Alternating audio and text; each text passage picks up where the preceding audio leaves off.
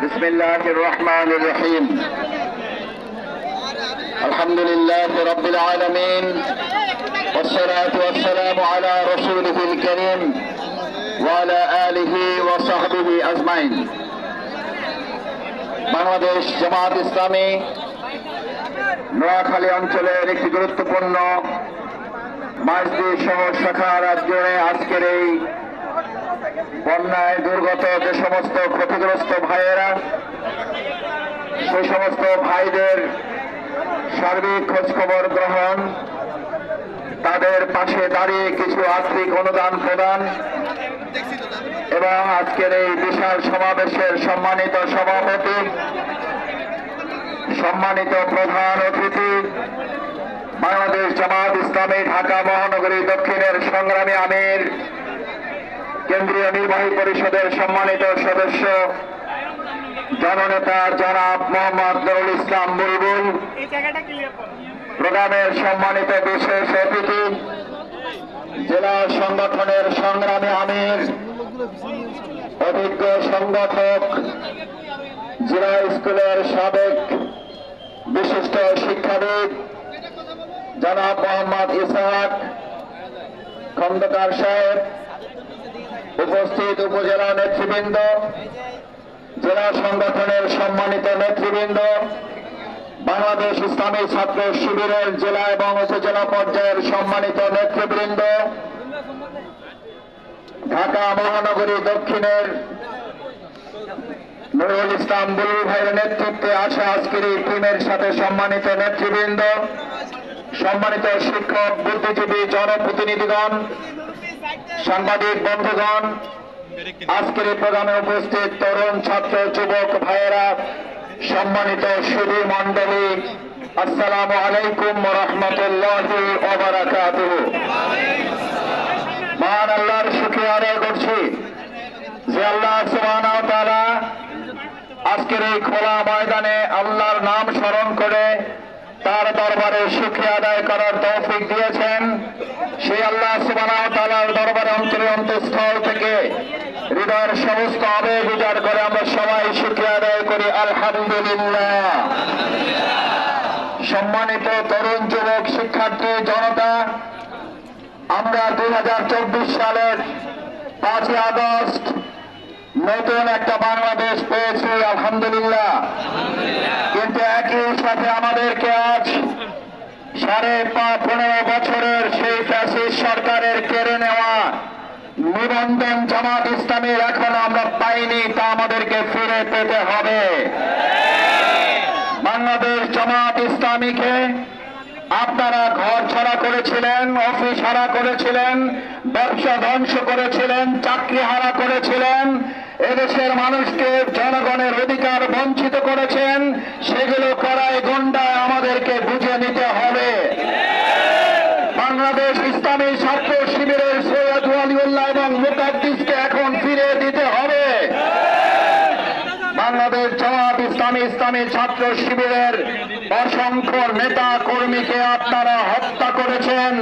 তার দায়ে দেশের প্রচলিত আইন এবং জনগণের আদালতে বিচারের মুখোমুখি হয়ে শাস্তি কার্যকর না হওয়া পর্যন্ত কোন ক্ষেত্রে তাদের আদর্শের রাজনীতি, সন্ত্রাসের রাজনীতি, গণহত্যার রাজনীতি, গুলি চালানোর রাজনীতি, গুম খুনের রাজনীতি, আয়নাঘরের রাজনীতি এই বাংলাদেশের জনগণ আপনাদের আর পরিচালিত করতে দিবে না।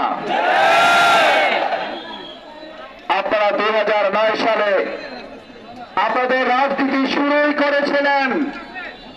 আজকে যে মেধা না কোটা, মেধা মেধা মেধা তারা 2024 সালে এসে শেষ করার উদ্যোগ নেয়নি। তারা সৎ যোগ্য মেধাবী অফিসারদেরকে হত্যা করে বাংলাদেশকে একটি মেধাহীন রাষ্ট্রে পরিণত করার ষড়যন্ত্রের অংশ হিসাবে 2009 সালের 25 এবং 26 ফেব্রুয়ারি সৎ যোগ্য দক্ষ দেশপ্রেমিক 57 জন সেনা অফিসারকে হত্যা করার মধ্য দিয়ে একটা অন্ধকারের রাষ্ট্র এবং মেধাহীন রাষ্ট্র তৈরি করতে চেয়েছিল। আমার ভাই এবং বন্ধুগণ, আজকে তারা যে মেধাহীন রাষ্ট্র পরিণত করে চলেছিল, তারা বেগম পাড়া করেছে। তারা পার্শ্ববর্তী রাষ্ট্রে লুকানোর চেষ্টা করেছে, কিন্তু এদেশের মেধাবীদেরকে নষ্ট করে, শিক্ষা প্রতিষ্ঠানগুলোকে ধ্বংস করে, এগুলোকে সন্ত্রাসীদের এক একটা আখড়ায় পরিণত করে, খাতা কলমের পরিবর্তে সেখানে অস্ত্র, পিস্তল, বন্দুক দিয়ে এক একটা বিশ্ববিদ্যালয়ের হলকে তারা এক একটা ক্যান্টনমেন্টে পরিণত করেছিল। ভবিষ্যতে বাংলাদেশের সমস্ত বিশ্ববিদ্যালয় সৎ, যোগ্য, দক্ষ, মেধাবী নেতৃত্ব ছাড়া তাদের সন্ত্রাসের রাজনীতি আর চলতে দেওয়া হবে না, হবে না, হবে না। কারণ এই 15.5 বছরে তারা সবচেয়ে বড় ক্ষতি করেছে। আমাদের দেশের অধিকাংশ মেধাবী ছাত্র শিক্ষার্থীরা বাংলাদেশকে অনিরাপদ মনে করে বিশ্বের বিভিন্ন প্রান্তে গিয়ে আমাদের দেশের সুসন্তানেরা, আমাদের মেধাবী শিক্ষার্থীরা পৃথিবীর বিভিন্ন জায়গায় তারা গুরুত্বপূর্ণ ভূমিকা রাখছে। আর বাংলাদেশে অথর্ব নেতৃত্ব দিয়ে ব্যর্থ রাষ্ট্র পরিণত করার দায়ে শেখ হাসিনাকে অবশ্যই ছাত্র জনতার কাছে জবাবদিহি করতে হবে। সম্মানিত শিক্ষার্থী, ছাত্র জনতা, ভাই এবং বন্ধুগণ, প্রধান অতিথি কথা বলবেন।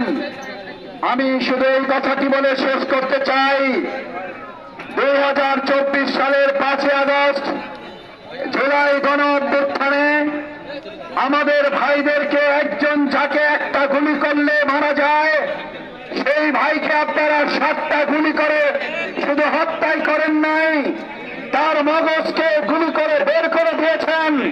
শুধু মগজ গুলি করে আপনারা শেষ করেন নাই, আপনারা লাশের স্তূপ ভ্যানে করে তুলে তাদের পেট্রোল ফেলে আগুন চালিয়ে দেওয়ার যে নৃশংসতা চালিয়েছেন, আপনার অন্তরে আজকে নৃশংসতার প্রতিশোধ আমরা এভাবে গ্রহণ করব।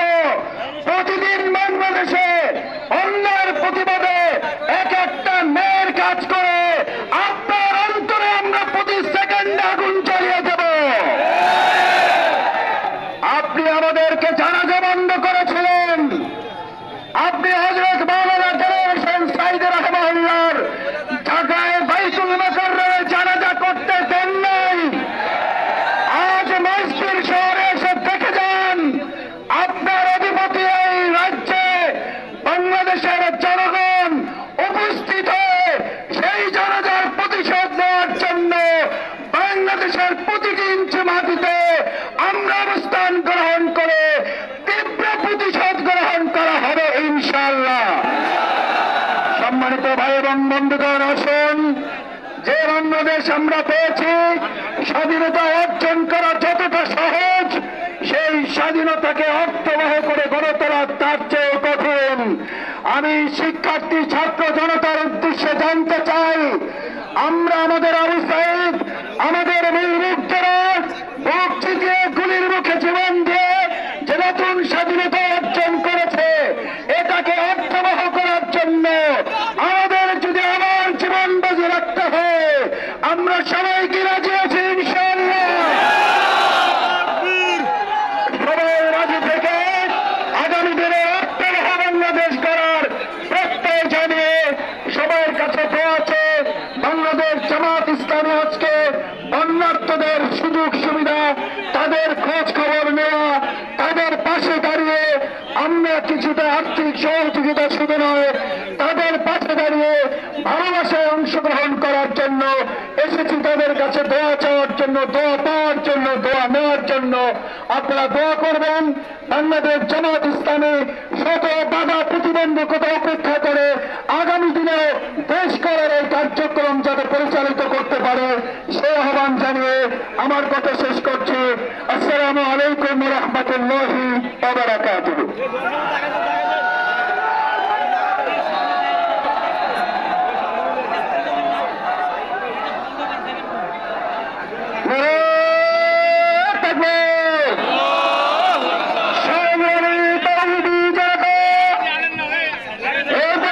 আমাদের সামনে আজকের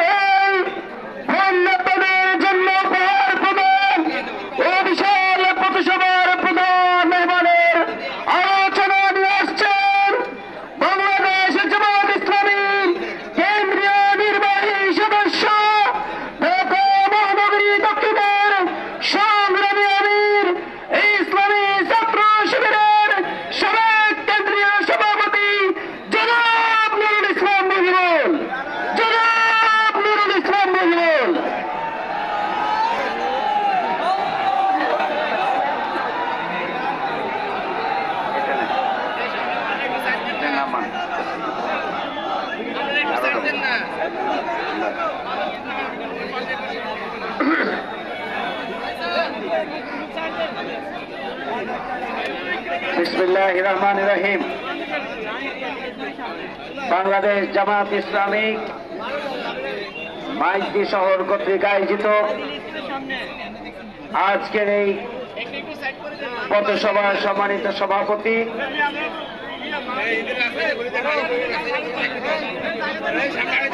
আজকের ঐতিহাসিক পথসভার সংগ্রামী বিশেষ অতিথি বাংলাদেশ জামাত ইসলামীর কেন্দ্রীয় কর্ম পরিষদের অন্যতম সদস্য, ঢাকা মহানগরী দক্ষিণের সংগ্রামী সেক্রেটারি, ইসলামী ছাত্র শিবিরের সাবেক কেন্দ্রীয় সভাপতি, সংগ্রামী জননেতা ডক্টর শফিকুল ইসলাম মাসুদ, উপস্থিত আছেন বাংলাদেশ জামাত ইসলামীর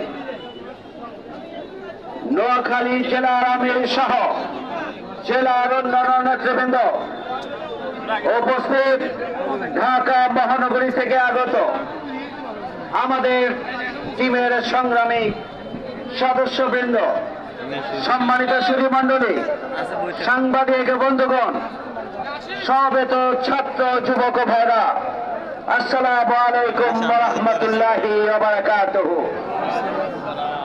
সংগ্রামী ভাই বন্ধুগণ, ইতিমধ্যে আপনারা গুরুত্বপূর্ণ বক্তব্য শুনেছেন। আমরা এসেছি রাজধানী ঢাকা থেকে। অত্র অঞ্চলে প্রায় 50 বছরের মধ্যে যে ভয়াবহ বন্যা সংঘটিত হলো, সেই বিষয়ে আমরা আপনাদের পাশে সাহস যোগানোর জন্য আমরা আপনাদের পাশে এসে দাঁড়িয়েছি। আমরা আপনাদের পাশে এসে দাঁড়িয়েছি ইবাদতের অংশ হিসাবে, আল্লাহর সন্তুষ্টি অর্জনের জন্য।